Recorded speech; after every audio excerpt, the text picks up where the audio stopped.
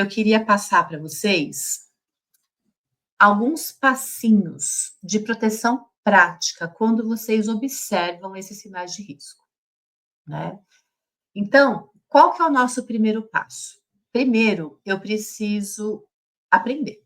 Então, eu preciso conhecer os principais aplicativos, eu preciso estar por dentro das tendências que os adolescentes estão usando, eu preciso me apropriar dos aplicativos de controle, né? Porque se eu entendo que o meu filho está usando e como ele está se comportando, eu consigo escolher o melhor aplicativo de controle para aquele caso.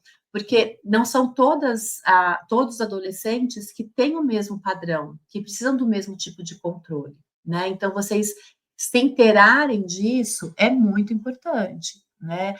Ah, uma coisa que me perguntaram muito depois dessa série é com relação aos símbolos, aos emojis, né? Existem mesmo esses símbolos que eles vão colocando nas mensagens? Existem, né? Existem. Só que não dá para a gente analisar de uma forma isolada, né? Então a gente tem que analisar o contexto, a frequência, tudo isso, mas é importante que vocês observem isso também.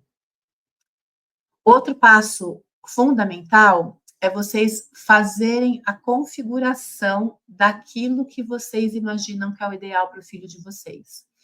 Então, o tempo de tela que vocês vão permitir, os filtros que vocês vão colocar de conteúdos que eles podem ou não acessar. Puxa vida, mas ele já é adolescente, ainda tem que colocar filtros? Sim, ainda temos que usar filtros. Por quê? Porque tem conteúdos de violência, tem conteúdos de aliciamento sexual, tem conteúdos extremistas, né? Tem conteúdos que trazem aqueles desafios que eu falei para vocês, tem conteúdos que incentivam, né, uma imagem corporal, um ideal que muitas vezes é inalcançável e pode desencadear outros transtornos. Então, a gente precisa, assim, colocar filtros, né?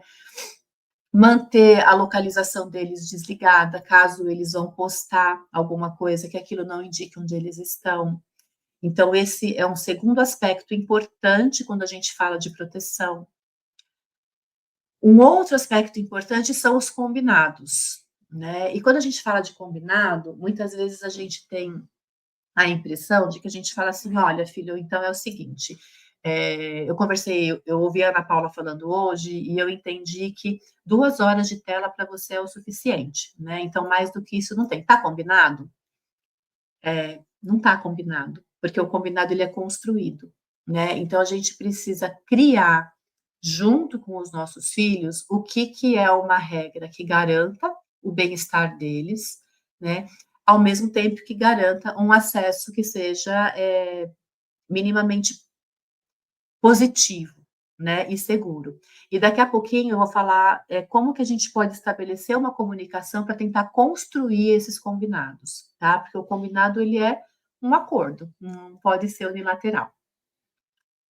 A gente precisa modelar, né? Eu perguntei aqui quantas horas também que vocês ficam na tela. E isso é uma coisa muito importante. Por quê? Porque desde que os nossos filhos são pequenos, até eles estarem adultos e com toda o seu lobo frontal formado, né? Aquilo que eu faço, aquilo que eu dou de exemplo, é muito mais importante do que aquilo que eu falo, né? Então, se eu falo para o meu filho, olha, o excesso de uso de rede social não é positivo para você, mas eu estou em casa, no meu tempo livre, usando o meu WhatsApp, o meu Instagram e fazendo outras coisas, eu estou falando uma coisa para ele e eu estou fazendo outra.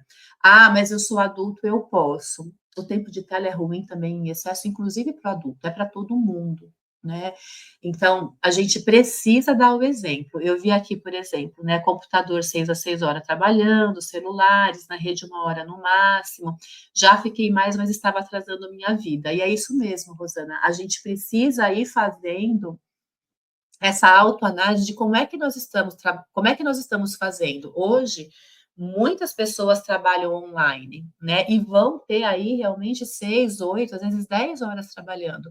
Agora, o que eu faço no meu tempo livre? Né? Isso tem que ficar muito claro, de que este é o exemplo de uso equilibrado. Existe um uso que é obrigatório, os filhos de vocês também vão usar para fazer pesquisa, muitas vezes para fazer trabalho online com os colegas, ok, mas e no restante do tempo que eu não estou usando para trabalho, o que é que eu faço? Então, essa é uma reflexão que eu proponho para vocês mesmo, olharem para vocês e para aquilo que vocês estão dando de modelo. Então, sei lá, eu estou na hora do jantar, né, com a minha família e estou mandando mensagem, estou olhando rede social, estou ouvindo podcast, né? No momento que é o momento de socializar, a gente tem que parar para pensar, né? E rever de fato esses nossos comportamentos. E eu preciso acolher, né? Esse é o quinto passo, é abrir um diálogo sem julgar. Por que que abrir um diálogo sem julgar? Porque se eu chego de uma forma que eu coloco um julgamento em cima do que eu vejo que o meu filho está fazendo, eu automaticamente coloco numa posição de defesa. E aí eu perco a escuta, né? Eu perco a escuta e eu fecho a conversa. Se eu fecho a conversa, eu tenho muito menos oportunidade de perceber o que está acontecendo com o meu filho.